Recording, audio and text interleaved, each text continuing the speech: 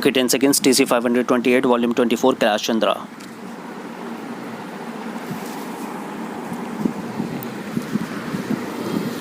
Start. Mr. Vice Chairman, sir, I would like to make a mention of some of the problems of the workers in general and those of the scheduled castes and scheduled tribes in particular. Sir, in the first place, I would like to state that the Railway Administration does not provide to the workers a speedy and efficacious remedy against their grievances.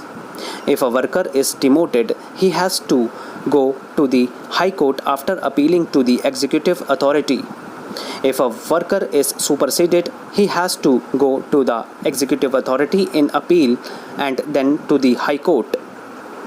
If he is removed or suspended from service, he has first to go to the executive authority and ultimately a right is administered to him to go to the High Court.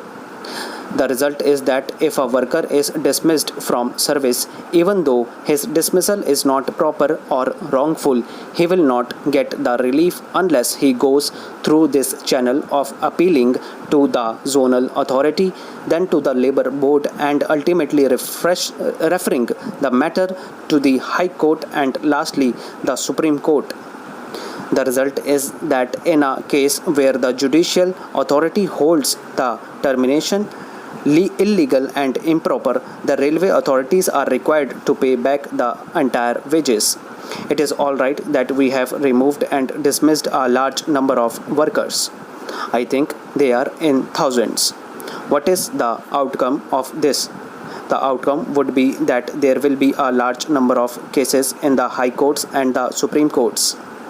Ultimately, it would be seen that even if 1/4 of the workers get the relief of reinstatement and back wages, the railway administration will be required to pay to the tune of crores of rupees by way of back wages, and therefore the time has come when we have to consider afresh as to how our industrial relations should be. Sir, my friend has very rightly pointed out that under the industrial law, a worker can certainly after dismissal go to the court immediately and get his case adjudicated. That forum is available and that remedy is available. But that is not so in the railways. And I cannot understand what difficulty there could be if you provided a forum for speedy and efficacious remedy. Then the worker will also understand that his case is being judiciously scrutinized, and he will feel that he has no case and he will not proceed ahead. But when he spends 1 year or 2 years before the adjudicating authority, he knows, and the Honorable Minister would also agree with me, that by and large the tendency is to uphold the order of the lower authorities, howsoever wrong, illegal, improper and mollified that order may be. That is the tendency, and ultimately when a judicial scrutiny is held, that order is set aside and the result is colossal loss which the railways are called upon to bear on account of their wrong policies. Therefore, my suggestion would be that it is high time to consider that the railway administration gave every worker a forum where he can seek the redress of his grievances without much time being consumed in between, and in that way it will be beneficial both to the workers and to the railway administration, and therefore this should be done. This is one of my suggestions.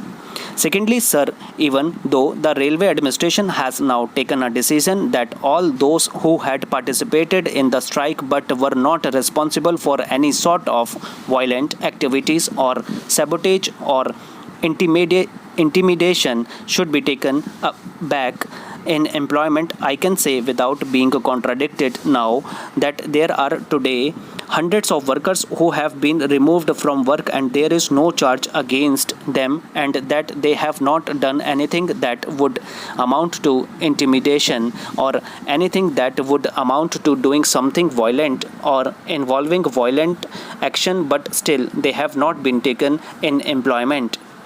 I have myself represented some of the cases. I cannot understand why they have not been taken in employment. And therefore, in all such cases, there has been inordinate delay in taking them back.